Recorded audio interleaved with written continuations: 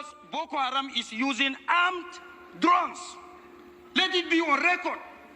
They are using armed drones, weaponized drones, which the Nigerian army is not using.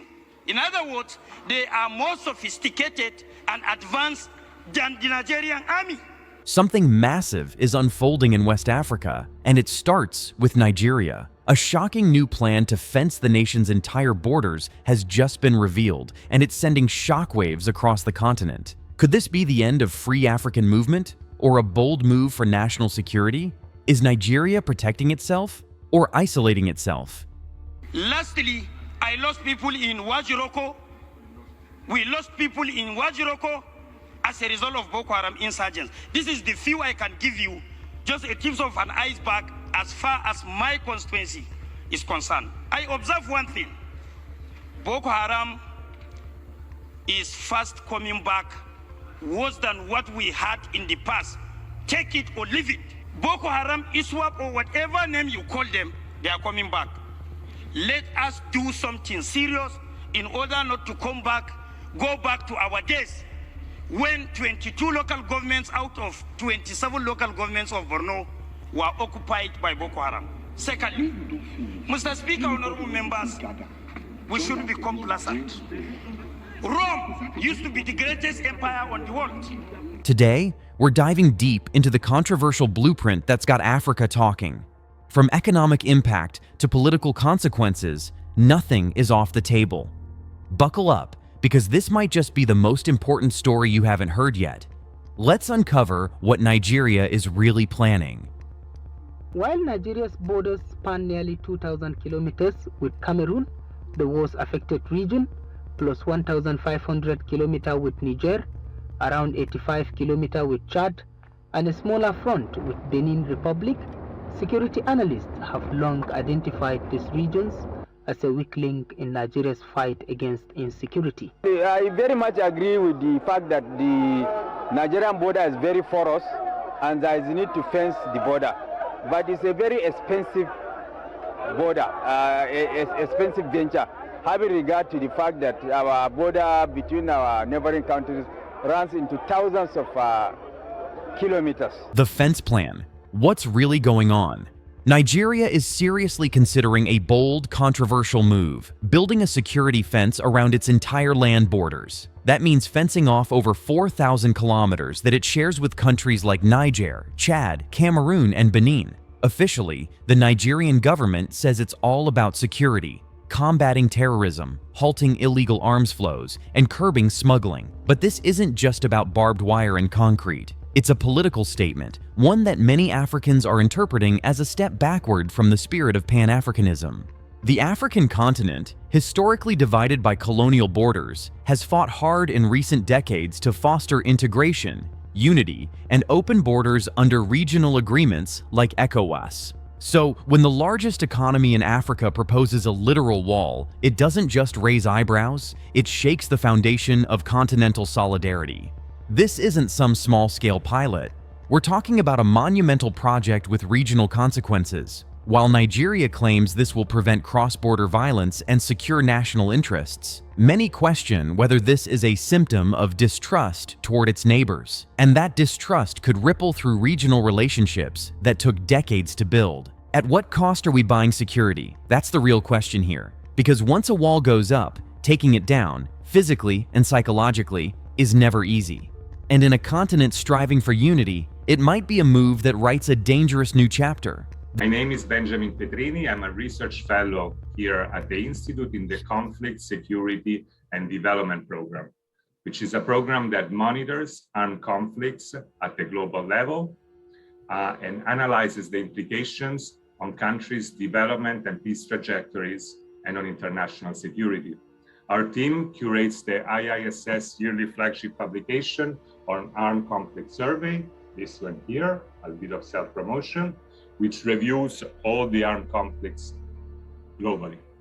Now, today's session on the conflict in the Lake Chad is the fourth one of our conflict briefings series after Mozambique, Syria, and the Central African Republic. This series gives our practitioners and expert audience a clear, structured, and comprehensive information about armed conflicts going on around the world. The historical irony. Now here's the kicker. Africa's modern borders were never drawn by Africans in the first place. These lines were carved up by European powers at the Berlin Conference of 1884, with no regard for ethnic, cultural, or economic realities. Families, tribes, and nations were sliced apart. Since independence, the dream has always been to overcome these artificial divides. So how ironic is it that a major African power is reinforcing them? Nigeria's fence isn't just a structure, it's a symbol of regression, and we have to ask ourselves, are we reinforcing colonial relics under the guise of national security? This isn't some isolated act of a desperate government. It's emblematic of a wider fear-based response to regional instability. Yes, there are real threats: terrorism, trafficking, banditry, but retreating behind walls? That's not African. That's not who we are. African unity means finding joint solutions, sharing intelligence, supporting each other through crisis. Nigeria fencing itself off sends a message that it's every nation for itself now. That fractures the foundation of Pan-African solidarity. Think about it. The same continent that launched the African Continental Free Trade Area, AFCFTA, is now watching its biggest player break away from open border principles. That's the tragedy. Not just the fence itself, but what it represents. Fear overtaking faith in unity. And once fear wins, the dream of a truly united Africa takes a massive hit. Means by the time a bar of soap makes it from a port in Côte d'Ivoire to a market in Ouagadougou, it can more than double in price. The Trade Facilitation West Africa Program, or TFWA, is a multi-donor initiative striving to improve the movement of goods along 6 regional trade corridors. Overseen by the ECOWAS and UEMOA commissions, and co-managed by the World Bank and GIZ. One of the program's core pillars works to reduce barriers to small-scale trade. The economic fallout. Let's get real about the money. Nigeria isn't just any country, it's Africa's largest economy. When it makes a move like this, the shockwaves hit everyone. Cross-border trade is the lifeblood of many small economies across West Africa. In Niger, Chad, and Cameroon, thousands rely on informal trading routes that would be crippled by this fence. Markets that once thrived on shared agricultural goods, textiles, and crafts would dry up overnight. ECOWAS has long prided itself on promoting free movement of people and goods. Nigeria, as a founding member, has been central to that mission. But now, this action undermines the whole concept. If Nigeria walls itself off, what stops Ghana or Senegal from doing the same? It creates a dangerous precedent. And let's not forget who gets hit the hardest: the everyday African.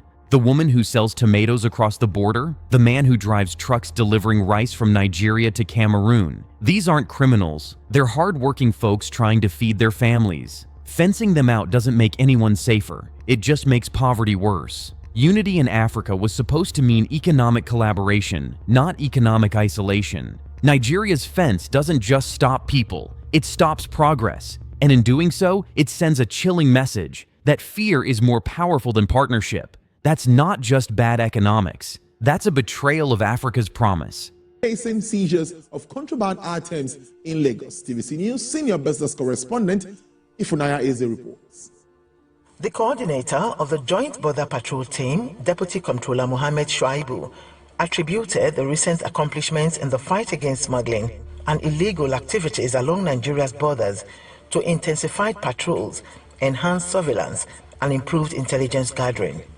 He detailed key seizures in the last 4 weeks, including 816 bags of foreign parboiled rice, 802 jerrycans of premium motor spirit, 674 kilograms of cannabis sativa, and used vehicles, among others. Security versus sovereignty, a false choice. Proponents of the border fence argue that national security comes first, that without safety, there can be no unity, no trade, no development.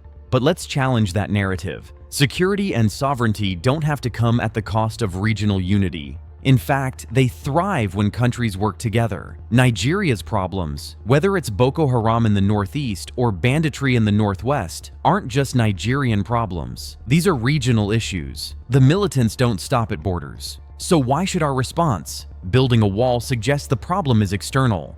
But what if the real issue is internal capacity, governance, and coordination? You don't fix a broken roof by locking the doors. You fix the roof. African unity has always meant rising above short-term fixes and finding long-term cooperative solutions. If Nigeria really wants security, then it needs to lead a regional security pact, invest in intelligence sharing, and strengthen ECOWAS frameworks. A fence might slow movement, but it doesn't stop ideology or desperation. And worst of all, it can breed resentment. Neighbors feel distrusted, alliances weaken. Sovereignty doesn't mean isolation, it means having the strength to stand firm while reaching out. Nigeria can be strong without being alone.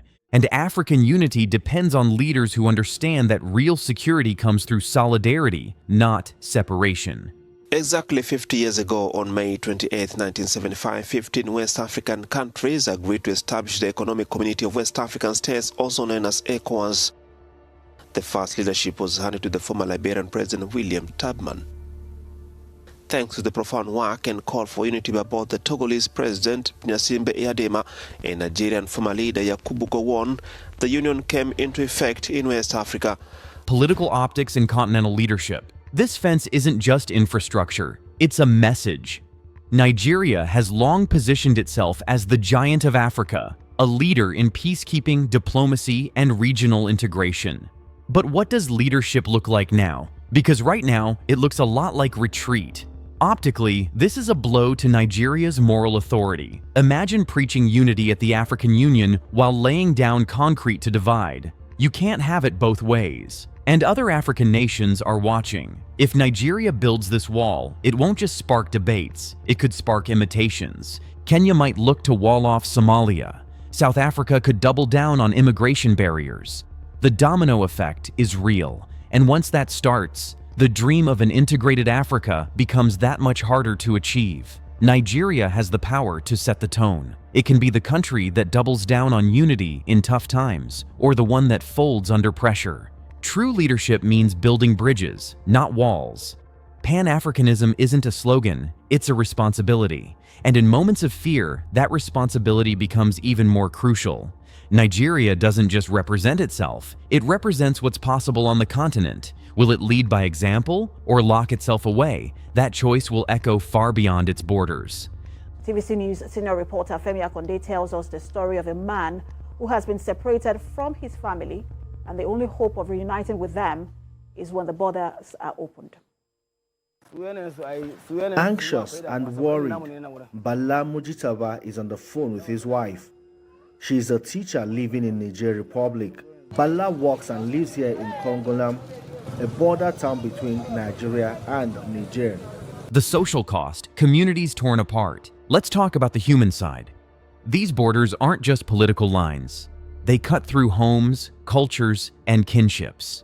In places like Sokoto or Borno, you have families living on both sides of the Nigerian border, united by language, tradition, and blood. A fence doesn't just keep out outsiders, it cuts through generations of shared history. Imagine telling a grandmother in northern Nigeria that she can no longer visit her sister in Niger, or a herder whose grazing path now runs into razor wire. These aren't rare scenarios, they're daily life for millions. The fence isn't just a physical barrier, it becomes a social wound, one that festers with time. And once people feel disconnected, marginalized, and boxed in, what do you think happens? Frustration, resistance, even violence. That's not unity, that's not peace. African unity is rooted in shared identity, the understanding that we are more alike than we are different. The fence undermines that. It treats neighbors like threats rather than partners. And over time, it reshapes how people see each other. That's a dangerous shift. We need policies that knit us closer, not walls that push us apart. Because at the end of the day, no border should be strong enough to break the bonds of African brotherhood. Not now, not ever. A slippery slope for African integration.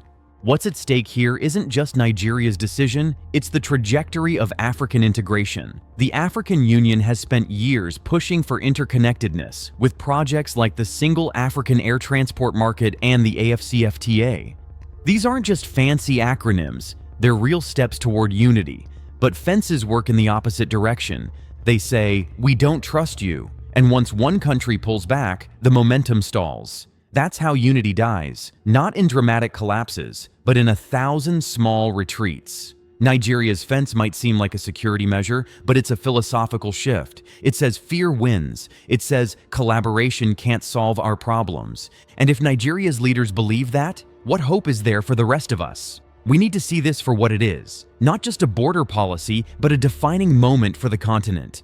African unity has always required courage, the courage to open up, to compromise, to believe in something bigger than national interests. This fence chips away at that belief. It's not too late to reverse course, but make no mistake, the longer it stands, the harder it becomes to take down. And if Nigeria, the supposed heart of African leadership, chooses walls over bridges, then we all lose something far greater than territory. We lose the dream.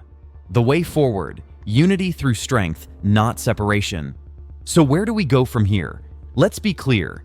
Africa deserves security. Nigerians deserve to feel safe in their homes. But the solution isn't to shut the doors. It's to reinforce the foundation of African unity. That means investing in joint border patrols, regional intelligence sharing, and economic policies that reduce desperation. We don't need to build walls. We need to build trust. Nigeria should be leading summits with its neighbors, not isolating itself from them. It should be the voice of reason, reminding Africa that we rise together or fall divided. Pan-Africanism isn't a luxury, it's a necessity in the face of global challenges. Unity is how we compete, how we survive, how we thrive. Imagine a future where Nigerian security forces collaborate with their counterparts in Cameroon and Niger to fight shared threats. Imagine cross-border infrastructure projects that benefit everyone. That's not a fantasy. That's a choice we can still make. Nigeria has the chance to change course, to trade fear for faith, to lead with vision instead of retreating into isolation. The fence doesn't have to be our future. African unity is still within reach, but only if we fight for it, believe in it, and reject the easy path of division. This is the moment to choose unity, not walls. So, what do you think? Is Nigeria's border fencing a defensive necessity or a dangerous divide? Will this spark a new era of African separation or ignite deeper conversations about unity and sovereignty? The reactions are intense, the implications are massive, and this is only the beginning. If this story shocked you, hit that like button, share this video, and join the conversation in the comments below. Don't forget to subscribe for more raw, unfiltered takes on the biggest moves shaping Africa today. Until next time, stay alert, stay informed, and always question what's really going on behind the headlines.